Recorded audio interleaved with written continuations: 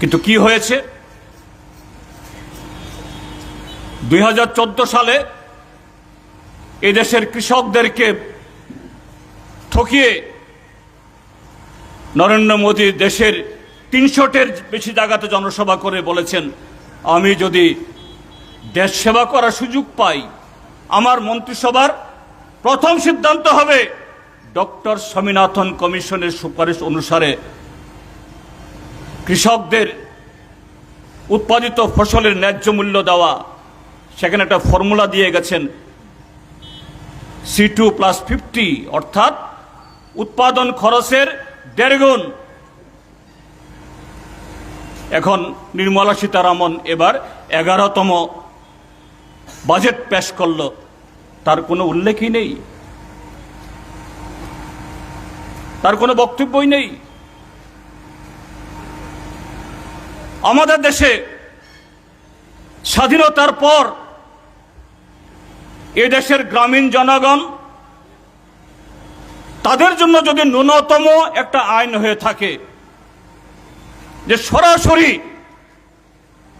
কেন্দ্রীয় বাজেট থেকে তাদের আইন মোতাবেক মৌলিক অধিকার হিসাবে কিছু পাওনা, এটা হলো রেগা,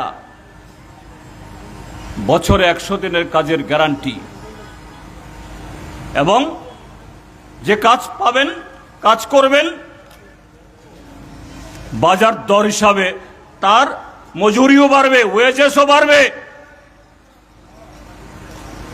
ভারতবর্ষে এখন যে পরিমাণ এই গ্রামীণ মানুষ যারা রেগা কাট করেছেন, শহরে তো করেনি, ত্রিপুরা সরকার, বামপন্থী ফ্রন্ট সরকার সারা দেশের মধ্যে এই ত্রিপুরা যে 12 করেছে, আর কোন রাজ্যে এখনো করেনি। ভারতীয় জনতা পার্টি তো ভাবেই না সেগুলো, তার জন্য তো কোনো বরাদ্দ নেই। রেগার বিরোধিতা করলেও এই আইনটাকে তুলে দেওয়ার সাহস করতে পারেনি। এখন বর্তমান সময়েতে দেশে প্রায় 14 কোটি মতো জব কার্ড আছে। 100 দিনের কাজের গ্যারান্টি যদি হয়, বর্তমান যে মজুরি, এটা প্রকৃত মজুরি যা হওয়ার তার অর্ধেকও না, কমপক্ষে 2 লক্ষ কোটি টাকা রেগাতে বরাদ্দ হওয়া উচিত। কিন্তু এবার কি হলো? গেল অর্থ বছরেও 23-24 ইংরাজিতে সরকারের এই রেগাতে খরচ হয়েছে প্রায় 1 লক্ষ কোটি টাকা, যদিও সব টাকা গত বছর তারা দেয়নি।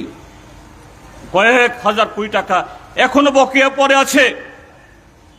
এবারে বাজেট থেকে এই টাকা পুষিয়ে দেবে। কিন্তু এবার বাজেট কত রাখা হয়েছে? মাত্র 86,000 কোটি টাকা। তার মধ্যে 42,000 কোটি টাকা ইতিমধ্যে খরচ হয়ে গেছে। তাহলে রইল কত? আর মাত্র 44,000 কোটি টাকা। কিন্তু এই অর্থ বছরে কতদিন পরে আছে? আরো মাত্র জুলাই মাস চলে গেছে।